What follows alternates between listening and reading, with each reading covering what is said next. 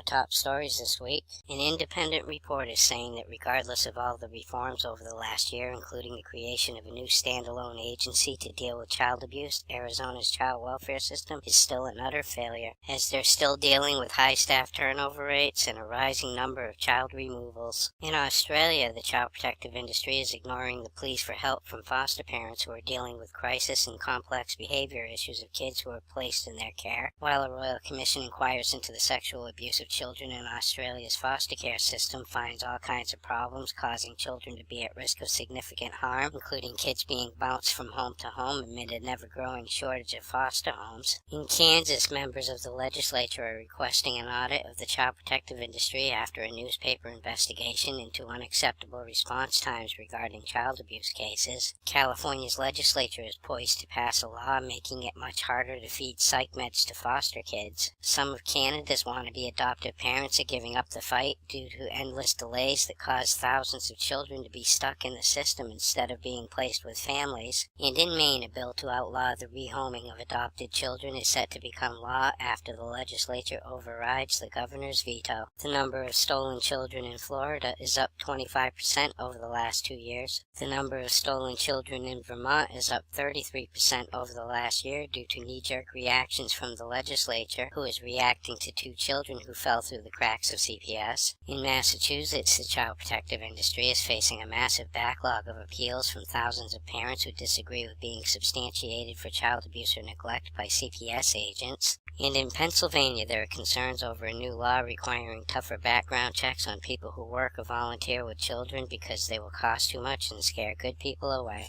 In Minnesota, the Hennepin County child protective industry is being accused of ignoring child abuse reports. And now all complaints of child abuse in Minnesota are going to be forwarded to police for possible investigation. In Ohio, a foster mother is sentenced to 2 years in jail for child endangerment for breaking a kid's leg. In England, an inquiry into the abuse at a children's care home in Jersey finds that a former social worker's concerns about the issue were covered up. In Indonesia, a foster mother is being named as a suspect in the brutal murder of an 8-year-old girl. And in Texas, a man who murdered a foster child accepts a plea deal for 30 years in prison. In California, a foster father was arrested for molesting 2 children. In Missouri, an elementary school teacher is being accused of sexually abusing a foster child in her care. In Florida, a girl tells her story to the judge about how she was abused in care and trafficked into prostitution when she ran away. A study from Sweden finds that children who live with both parents after a divorce are showing less signs of stress than are children who live with only one parent. And finally tonight, according to a new report from the United Nations, women with drug problems around the world are afraid to go into treatment for fear of losing their kids. For these stories and all the latest dirt on the child protective industry, visit www.legallykidnapped.com. And until next week, this is Baby LK,